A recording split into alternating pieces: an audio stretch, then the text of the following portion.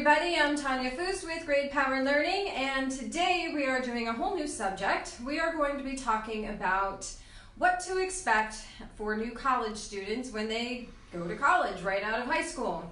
Today our very special guest is Dr. Dean Baldwin. Dean Baldwin has, nearly 40 years of experience? Over 40, actually. Over 40. You're old. I know. This is also my dad, so I'm allowed to tease him. So Dr. Baldwin has spent over 40 years as an English professor at Behrend College, which is in Erie, Pennsylvania, and is also a branch of Penn State. So thank you, Dr. Baldwin. Pleasure to be here, daughter. Thanks. Dad. So he has a lot of experience working with college freshmen. How many years did you teach freshman English? Almost the whole time I was teaching at the university level, which is, as we said earlier, over 40 years, 37 at Penn State Behrend. Okay. And so for new students who are just graduating high school and coming to college for the first time, what did you notice about incoming freshmen? Well, I like to compare it to what happens when a high school athlete moves on to the college level. That athlete in his high school may have been an outstanding athlete and gotten all the honors and accolades and all that. And suddenly he's on a college team where every other person on the team was just like him, a star back in high school. And it's very, very similar to what happens when a student goes from the academic high school, from high school academics to university academics. It's just a whole new ballgame. Everybody in that classroom is as smart as you, or maybe smarter. Mm-hmm. Teachers expect a whole lot more out of you. The pace is faster. The burden on the student is much greater. In high school, there's a good deal of hand-holding and what we often call spoon-feeding. When you get to college or university, those days are over. Students just need a whole new set of skills that most of them simply don't have and didn't learn in high school. I can remember, so I grew up, pretty much on a college campus. I would sit in your classes when I was about 5, and I remember that. And I thought when I went to college that I was prepared. I thought, oh, I grew up on a college campus. I'm ready for this. And pretty much within the first 2 months of my freshman year in college, I was falling pretty far behind. It didn't take long.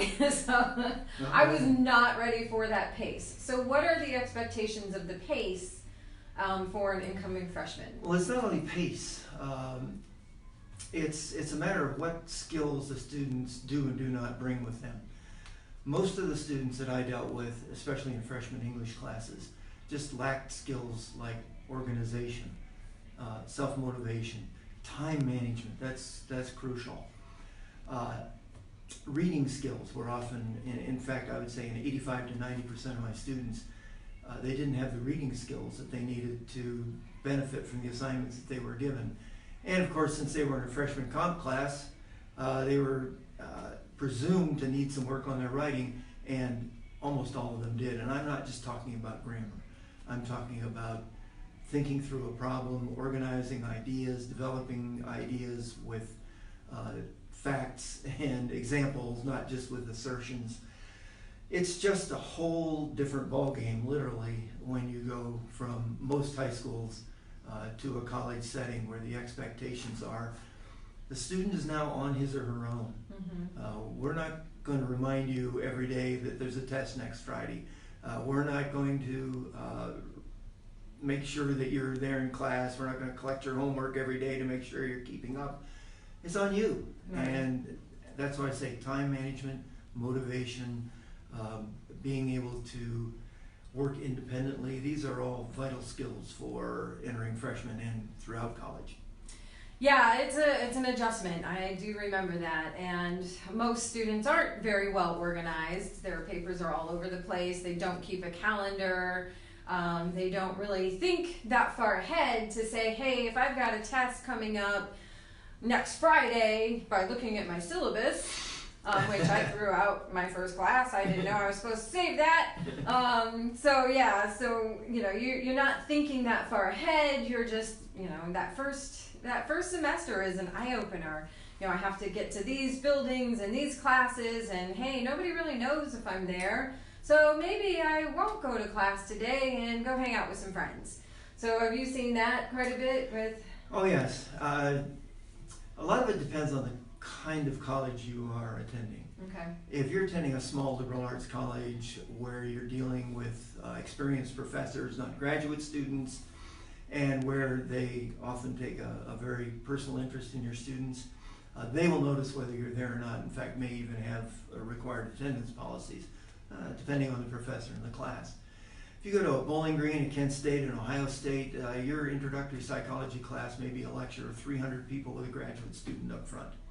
That graduate student doesn't care if you're there or not. So it's up to you to motivate yourself to get to class. And that's the first piece of advice I would give to any student who's transitioning from high school to college. Yes, attendance may be voluntary, but make sure you get to class. Make sure you get to class. Every day, every class. And then once you're there, don't sit there passively, as I see so many students doing. Oh, that's interesting. Learn to take notes. Even if much of the lecture is there on PowerPoint slides, it helps you to take notes, to notice what you think is important, jot it down, and then you have it for the exam. And of course, it also helps to read your textbook assignments before you get there. Really? You have to actually read those books? Oh, you don't have to. You can slide by. You can try to end run it. There's an old saying, why is it education is the only thing people are willing to pay for and not get? You have a textbook assignment for a reason. It sets you up for the lecture that's coming or for the discussion that's coming in class. The other thing that I notice about students is they don't really know how to use their textbooks.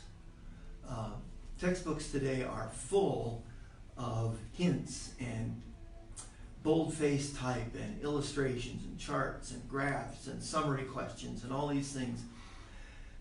In my experience, most students, if they get around to reading the assignment, will read, say, pages 20 to 40, and their idea of reading is just to pass their eyes over the words.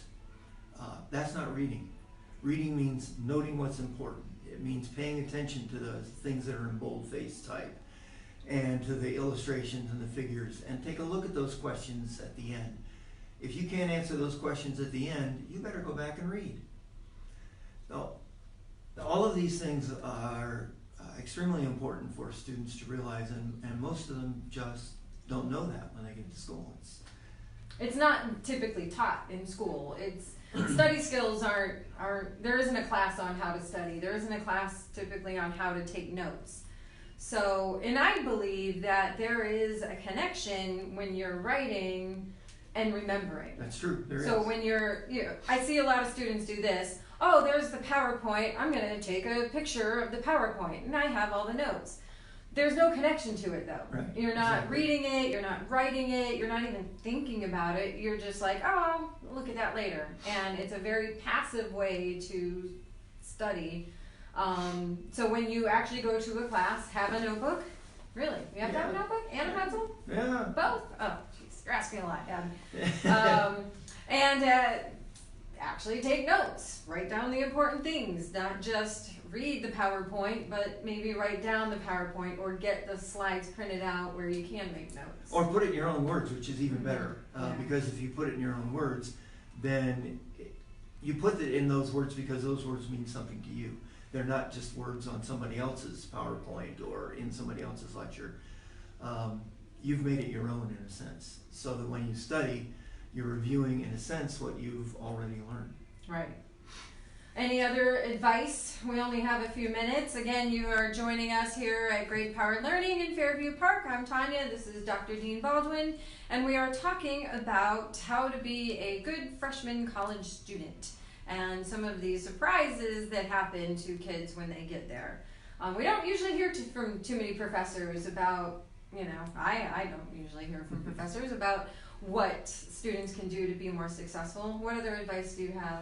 Well, the first thing I would say is that everything I've been talking about, like motivating oneself, learning how to study skills, learning how to read with comprehension, learning how to organize your time, these are not just academic skills. These are skills you're going to need when you leave college and enter whatever profession it is you're going to enter.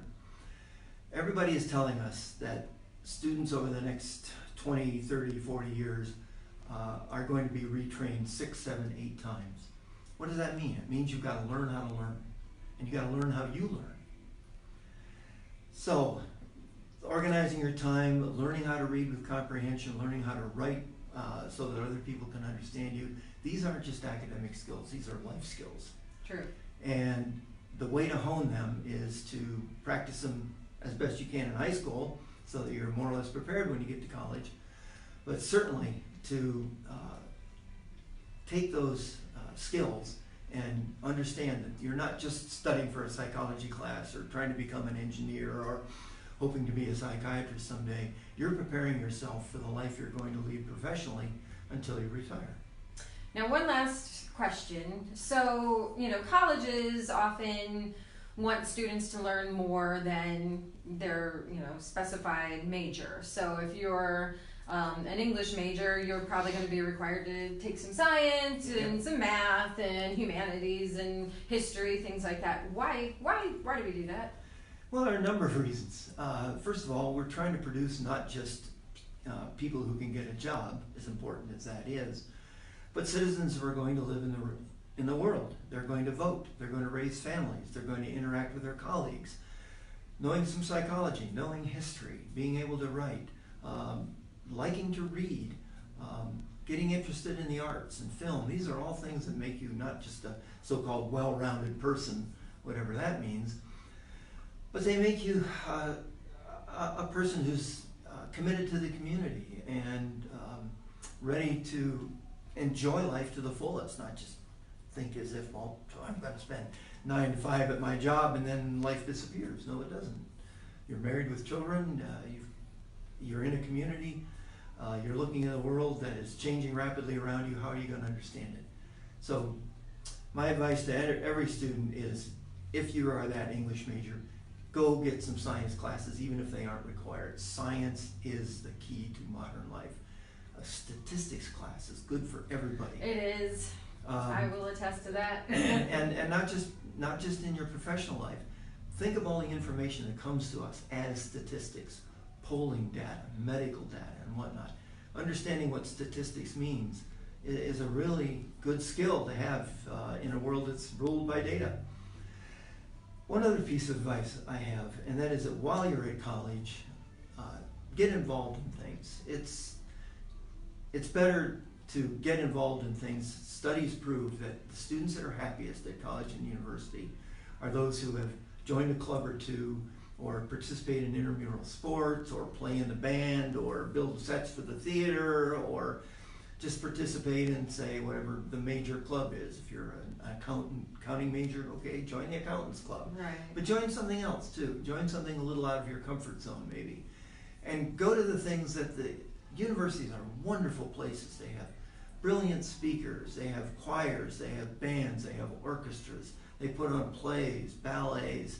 All of these things are not just cultural adornments, but they're the enriching part of your education, and oftentimes it's that course you never expected to take that turns you on to something you never thought you'd be interested in and can even set a path for life. So go with an open mind, go being willing to experience as much as you can of what a college or university has to offer, and enjoy the best 4 years of your life.